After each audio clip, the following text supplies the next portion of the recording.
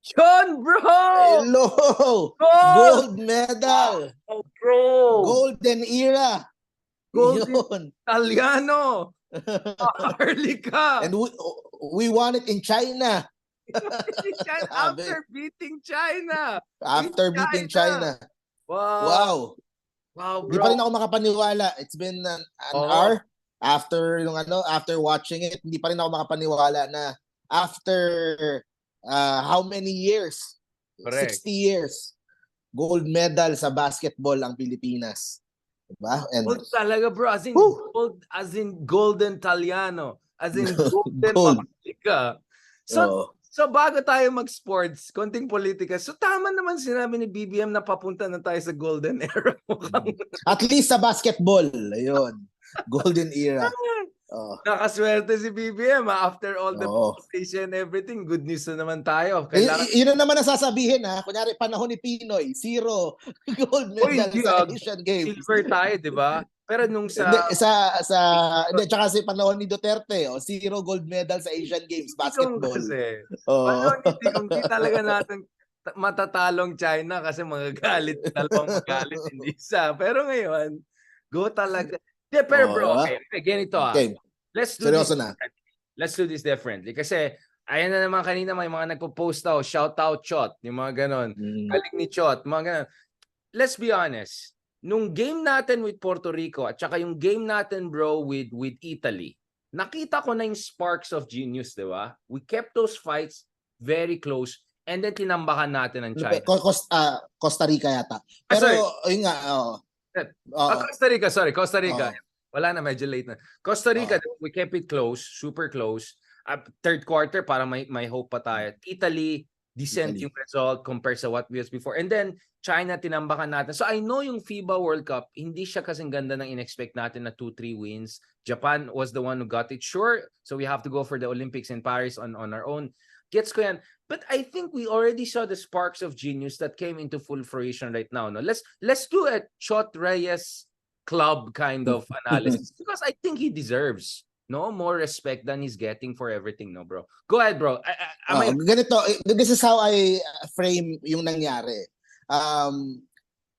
Yung definitely, yung core team nitong ginamit natin, yung mga 7 players na nandyan, si Chot Reyes yung nagbuo. Tinraining natin yan sila for 2 months before the World Cup. So may contribution yan doon sa core team. Definitely si Chot Reyes. Pero ang biggest difference dito, pagdating sa ball movement, pagdating doon sa mga plays, hindi ako expert sa ganun eh. Merong mga vlogs na mas nahihimay-himay nila.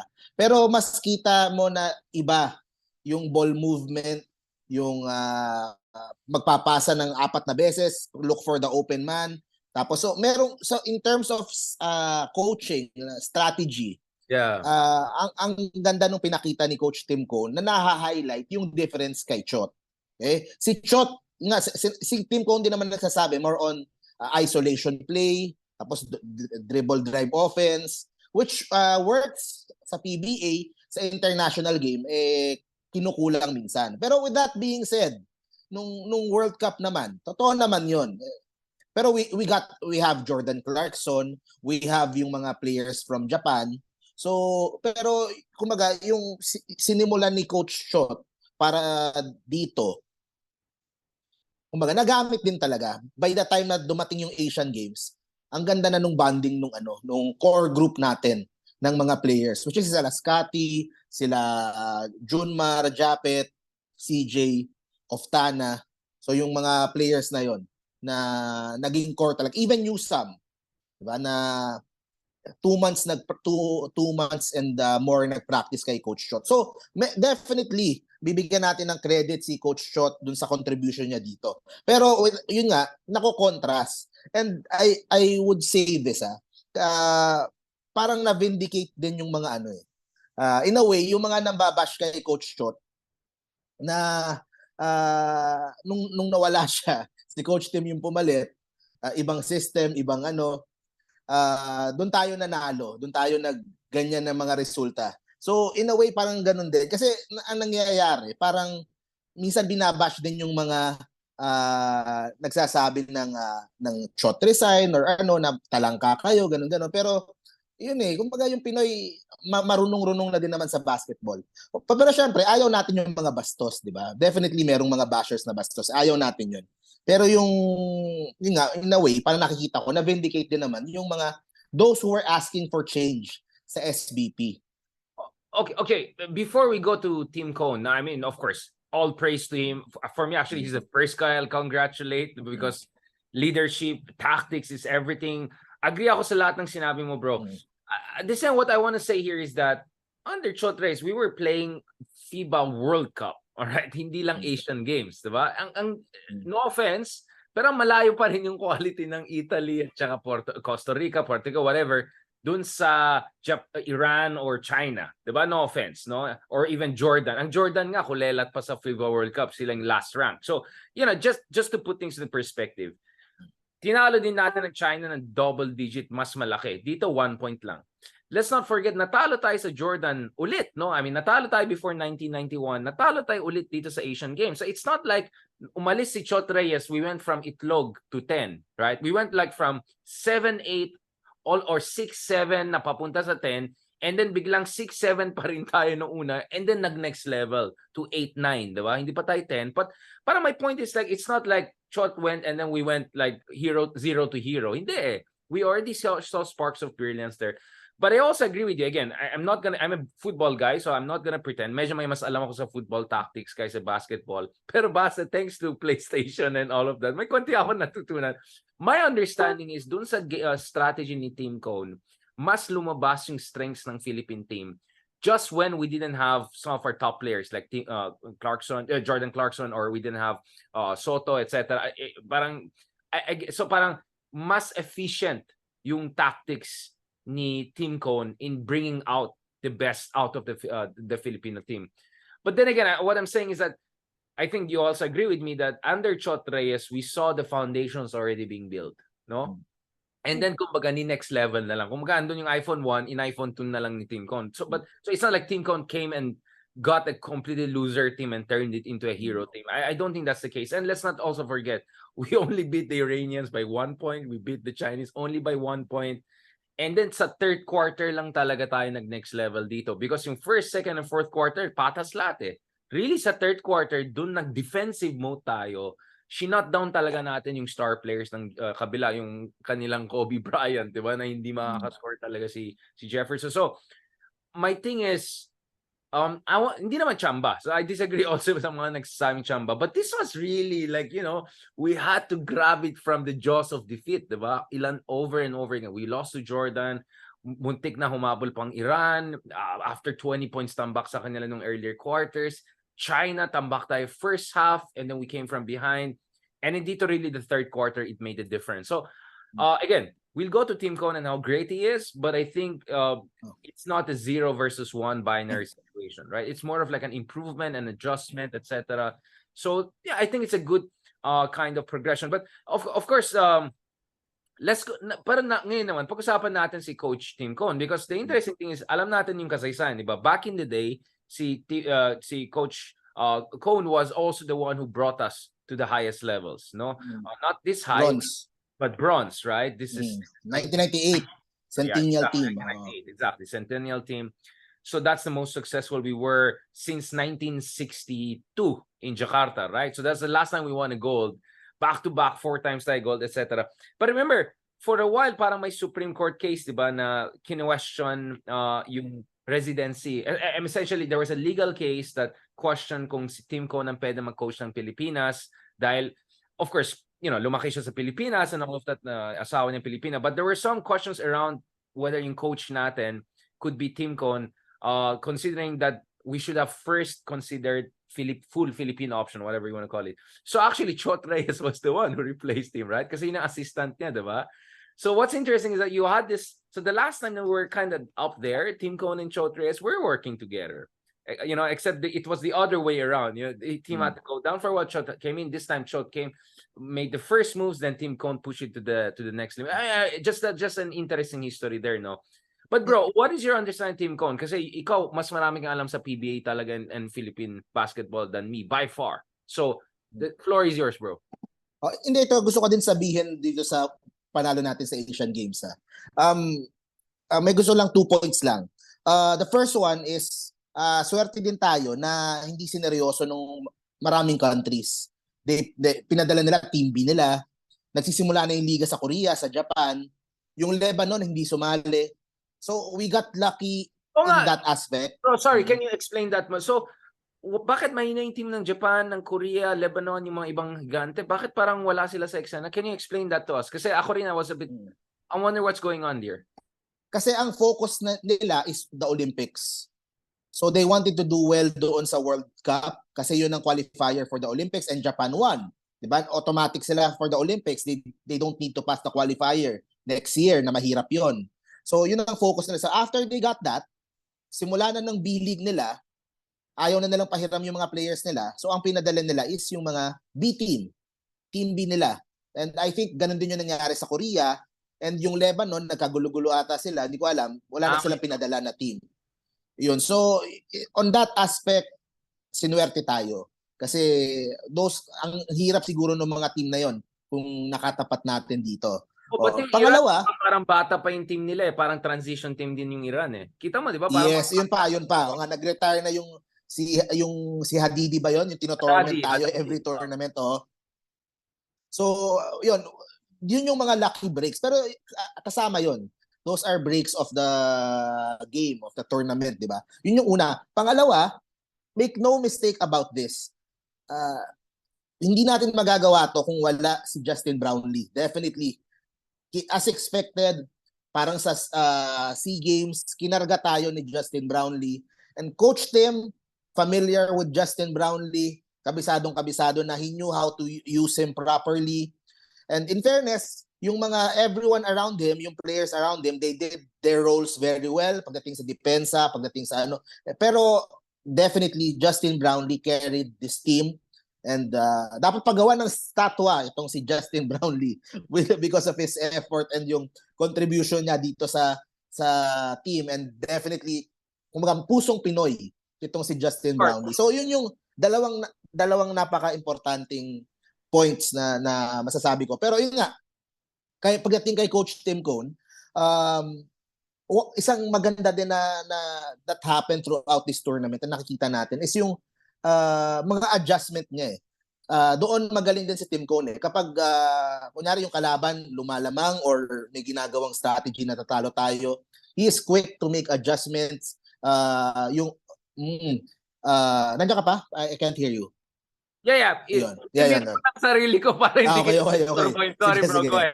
Ayun. So like yung game sa the last one sa China. So nakita niya si Junmar parating inaatake nung sa China kasi mahina sa depensa. So what he did, tinanggal mo niya si Junmar, si Ange Kwame yung nilagay niya, hindi na makaporma yung China. So yung mga ganong adjustments na hindi mo mapapansin pag normal na nanonood lang, pero pag inanalyze mo, doon mo makikita yung genius ng isang Tim Cone. So I'm not saying na walang ganyan si Chot. Mahusay din naman si Coach Chot. Pero yun nga, Coach Tim Cone for me is on a whole different level. Diba? There's a reason kung bakit ganun siya ka-successful sa PBA nung 90s pa lang. And yun nga, and nakatulong din na yung mga players niya na ginagamit is familiar siya. Like sila Brownlee, sila Scotty, sila Japet. So malaking factor din yon in kaya madali siyang nakapasok dito. Bro, may tanong lang ako sa'yo. Sorry, I'll push you kasi you know more than me on this, no? Were you surprised by how good Brownlee performed? Because remember back in July, some of the experts were writing about comparing Clarkson ba or Brownlee ba, kung wala na si Clarkson, if Brownlee could step up to the game, like wow, next level yung ginawa niya, especially dun sa second half ng game natin with China.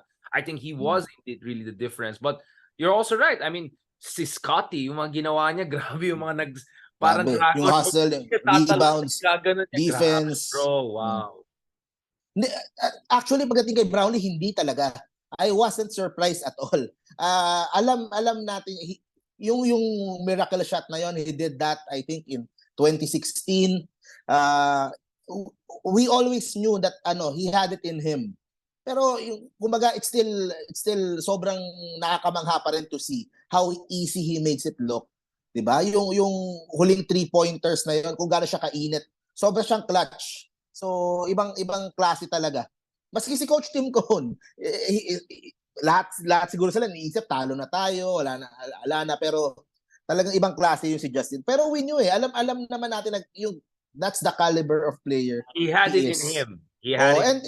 And para sa akin, nung mga last minutes na yun sa game ng China, win or lose, ibigay nyo kay Brownlee yung bola. Kumbaga, we live or die with Justin Brownlee, He diba? was the So, yun naman. So, talagang hindi ako nagulat. And ang maganda lang yung mga teammates niya is also stepped up sa defense, sa tulong sa kanya, sa hustle, sa rebounding. So, it was a all-around group effort that led to this gold. And like I was saying kanina, up to the last minute, hindi pa rin ako makapaniwala na mananalo tayo kasi nasanay sa heartbreak, nasanay sa hindi tayo nananalo sa Asia. Traumatized. Yeah. Diba? Even Coach Tim Cone, diba, sabi niya yung pagkatalo niya noong 1998, that was the only game na umiyak siya, that he cried. Yeah, he's pero yun. Bro, sorry, ang dami akong tanong sa'yo kasi ikaw yung expert. Sige. I mean, hindi naman ako expert, pero I follow din. Right? I mean, you're again, baka yung mga bashers ko naman, si Richard, nakikisakay naman. Aminado naman talaga ako, football guy ako. You want to talk about MMA, football, tactics, I'll talk to you. I'm the geek, right? Pero sa basketball, ano talaga ako? Fanboy lang talaga. Not as a fan of the sports, but as a fan of Philippines and success for the Philippines. Kasi ako bro, I don't know. I don't want to be unfair. Of course, congratulations kay Ma'am Ramirez, kay Ma'am Ochoa, kay EJ Obiena. Those are individual sports, fantastic sports, next level. OG talaga lalo si Ochoa at saka si EJ Obiena, they're like world goats yung mga yan goat level yung mga yan, di ba? So at the same time, of course, basketball is a world sport, is a team sport, a lot of emotion, a lot of expenditures, napakamahal na sports. Sabi yata, may mga nakita ko na over sa China daw, sa Weibo, so one of their players said that of all the goals China is winning, naka 300 na yata sila. The most important talaga daw is basketball. Kasi basketball, tapos they did. And then natalo pa sila. Yun. So yun nga yung parang nung nabasa ko yun, I was saying, tingnan mo maski sa kanila, di ba? Lahat na ng ginto nasa kanila pero parang kulang pa rin. Kasi syempre, yung sport na gusto ng mga tao mo, di ba? I think sa China, basketball and football siguro, di ba? Those are the two top sports, di ba? So if you can't win, hindi sila magaling sa football Sa basketball magaling sila, tapos bronze lang, 'di ba? So yun yung masakit sa kanila So yun din yung punto ko. Okay din naman na we are winning sila Obiena, and shout out din kasi kanina napasa ko, parang he was given 13 million pesos by different sponsors. He deserves it. $13 million. He deserves yung I'm happy na our private sector are stepping up to give yung ample reward dito sa deserving na mga athletes natin. And kasi ano yan parang at least okay na siya financially going to the Olympics next year. Para wala na siyang iisipin. For gold na yan, bro. Kaya niya. Go for gold na yan. Si Obiena, si Marshall. Oo. So definitely we won't take anything away from those other athletes na nananalo. Ito, may tatanong naman ako, Richard. Sige lang, bro. Ako naman nagtatanong. Kasi dito tayo nagtatalo minsan, and maski ako sa ibang mga kaibigan ko nagtatalo din kami. Kasi ito nga sinasabi ko, after this win, maybe tigilan na yung pambabash sa basketball na sinasabi hindi sulit yan, mahina tayo dyan. Baka pwede naman tigilan na. Tingnan mo yan na nag-gold, 4 lang gold natin, yung isa sa basketball pa. So hopefully itong panalo na to will end yung argument pagdating doon. 'Di ba? Walang masama fokusan yung other sports, pero magaling din naman tayo sa basketball, at least sa Asia. Okay, sa world, ibang usapan yon. Okay, fine. Ibang usapan. Sobrang layo pa natin. Pero at least sa Asia man lang. Diba? Okay. Ito sasabihin ko. Ito ang palutusan, bro. Ito ang palutusan. Una-una, sige, mabash na naman tayo. Baka naman dahil binash natin sila kaya sila nanalo, diba? Kasi dahil binash natin kaya sila gumaling. Kasi bro, diba alam mo yung meme na pinakita ko? Andun lahat ng medalist nasa shadow, yung nasa gitna with all the lights, yung basketball, tapos wala siyang napanalo. Ngayon, dahil binabash. So, good pala yung bashing natin. Pangalawa naman, bro, pangalawa naman, I mean, di naman ako hater, bro. Tuwan-tuwa ako nung Oo. tayo sa China. At of course, you know naman, my angle also has political angles. Pero when we win, I'm super happy. At katulad mo, bro, nung game natin with Costa Rica ba, na-hurt talaga ako doon kasi until third quarter, competitive yun, bro. Sa mall ko pa panood yan kasi wala na tayong mga cable, eh. So, bro, people were so happy and then biglang, bro, makita mo depressed lahat. So na-traumatize din ako katulad mo, di ba? Kaya hindi ko na napanood yung Italy, eh. Yung pala magaling pala tayo. Kaya parang na-hurt ako doon. So, bro, ako ang sinasabi ko lang, good that finally after all the investments may gold na tayo kasi 61 years na, bro. Medyo sana naman, di ba? Pero bro, may alam ka ba dito? I mean, I think we need more sports history. Bakit tayo nag-back-to-back champion in 1950s until 1962 and then biglang nawala tayo sa eksena until 1986 na nag-bronze tayo tapos nag-silver tayo noong 1990, di ba? So what happened kaya? Na parang may mga blips tayo, di ba? We do super good and then nawala tayo sa eksena and then we do super... Parang hindi siya... Kasi usually if you're gold, at least it's like US, gold. At least ay hindi parang na US na tayo nawawala na rin sa I mean, at least nagsa-semi-finals or something. Ay, hindi ko nga alam. Kasi tinitingnan ko yung kasaysayan. Alam mo naman, bro, ako, I'm not a basketball History, expert, but I like history. I read about it. And I'm wondering, dito sa, what went wrong nung 70s and 80s? Marshall Labang dahilan. Like what went wrong? Ba't humina tayo bigla, eh, di ba? After Jaworski, biglang nawala na. Hindi, bago pala yan, sabihin ko lang yung ano kasi Costa Rica ako, Dominican Republic pala yung Dominican kalaban Republic natin. kaya nga. Sabi ko nandito ako. Costa Rica, Puerto Rico din, Guys, sorry. Mababash na naman tayo. Sorry. Bash talaga tayo ng big time.